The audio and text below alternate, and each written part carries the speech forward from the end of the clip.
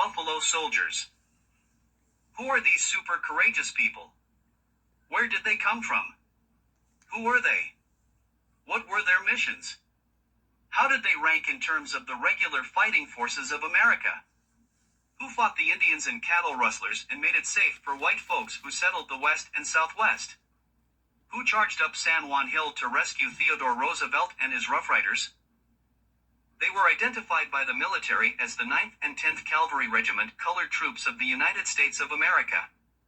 They were formed September 21, 1866 at Fort Leavenworth, Kansas.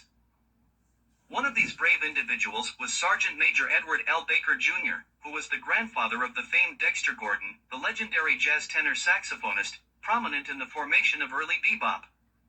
His grandfather distinguished himself, having achieved the honor of being a Congressional Medal of Honor citation winner, and the father of Dexter Gordon's mother, Gwendolyn. Sergeant Green Nance, the great-great-grandfather of Malcolm Nance, TV news contributor, author of the book, The Plot to Destroy Democracy, ran away from slavery and joined the 111th U.S. Colored Troops. He and his brother William Henry Nance served together as patriots. When we hear the name of Sergeant Leon Tatum of the Buffalo Soldiers, we must be reminded that he is the great-grand-uncle of the highly acclaimed Command Sergeant Major of the United States Army, Said Mustafa, top enlisted leader of Army Garrison Wiesbaden, Germany, U.S. Army, retired author of Resilient Transition, NY's first African-American after he retired in his hometown, became town councilman of Highlands, New York, Orange County. He also created an awareness program for the prevention of suicide as an annual event for veterans. Thomas Boyne, another individual who fought in the Indian War and won a Medal of Honor for his brave actions, untiring service, and patriotism. John Denny, born in 1846 in Big Flat, New York, served as a Buffalo Soldier from Company C of the 9th Cavalry Regiment Headquarters, Fort Hays, Medal of Honor winner. They came from all over America, free states and slave states as well.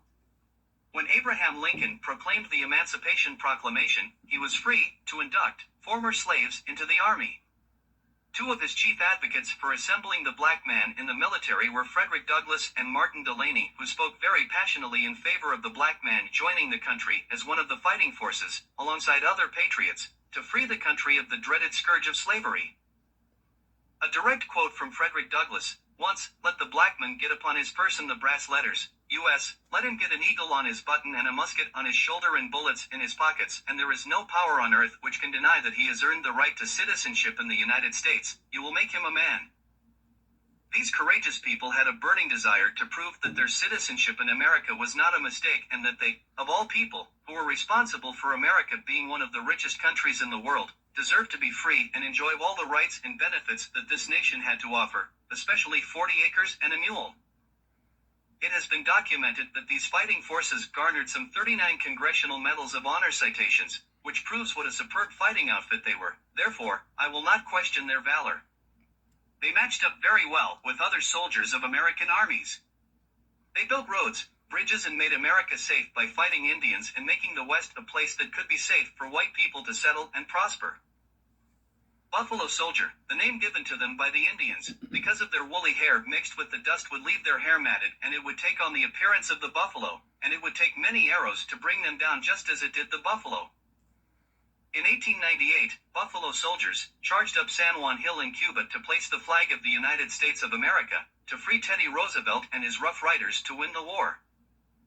Theodore Roosevelt praised the Buffalo Soldiers for their gallantry and bravery. These statements he would later recant. Don't forget to like the video and subscribe to the channel for more knowledge of history not taught in schools. Have a blessed day.